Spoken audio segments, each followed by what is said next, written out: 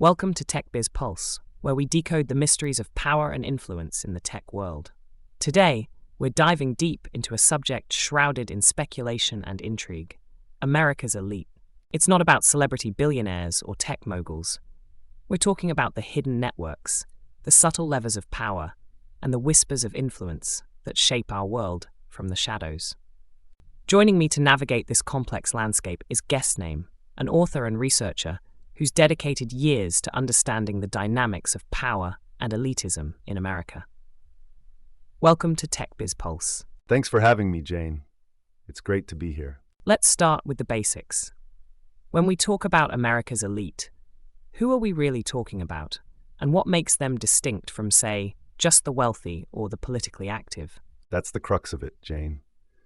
We're not just talking about wealth, though that's definitely a factor. It's more about the intersection of wealth, influence, and access. These are individuals and families who often wield power that goes beyond traditional avenues, whether it's through shaping policy behind closed doors, controlling narratives in the media, or steering the direction of entire industries. And this power gap you're describing, this disparity in access and influence, how does that manifest in real-world terms? Paint a picture for our listeners. Imagine a system where your access to top-tier education, healthcare, even justice, is vastly different depending on your family's connections or their position within certain networks. Imagine a scenario where lobbying efforts by powerful groups can sway policy decisions, often at the expense of the average citizen's needs. That's the kind of subtle but pervasive influence we're talking about. It sounds like something out of a political thriller, but you're suggesting this is the reality we're living in. It's not always as dramatic as Hollywood might portray it, but the mechanisms of influence are very real.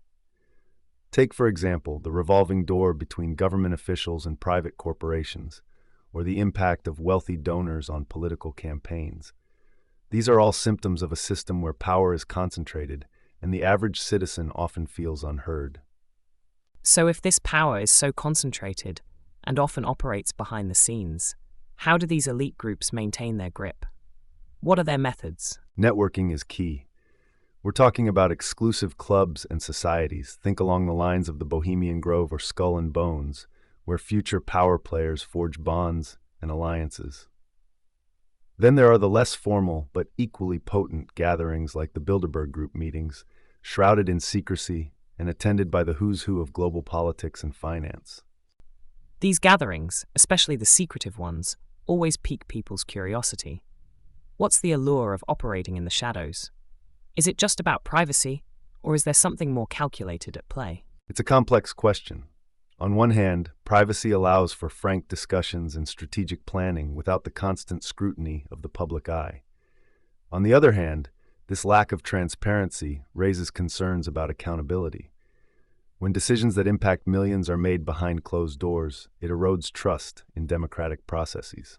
You've also written extensively about the elite's fascination with symbolism and ritual. We've seen it in pop culture, but is there any weight to this in reality? It's definitely more nuanced than a Da Vinci Code novel, but there's a long history of powerful figures using symbolism and ritual to reinforce their status and connections. Think about the architectural choices in government buildings, or even the logos of some of the world's most powerful corporations. These symbols often tap into deeper archetypes and historical narratives. Is it a stretch to say that there's a fascination with the occult among some within these elite circles? Or is that just feeding into conspiracy theories? There's a difference between genuine belief and the strategic use of symbolism to project an aura of power or mystique.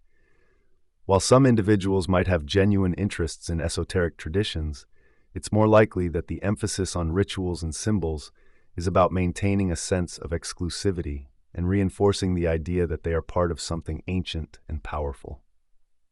We're coming up on time, but I want to leave our listeners with a sense of hope. What can the average person do, armed with this knowledge about elite influence, to reclaim their agency? Knowledge is power, as they say.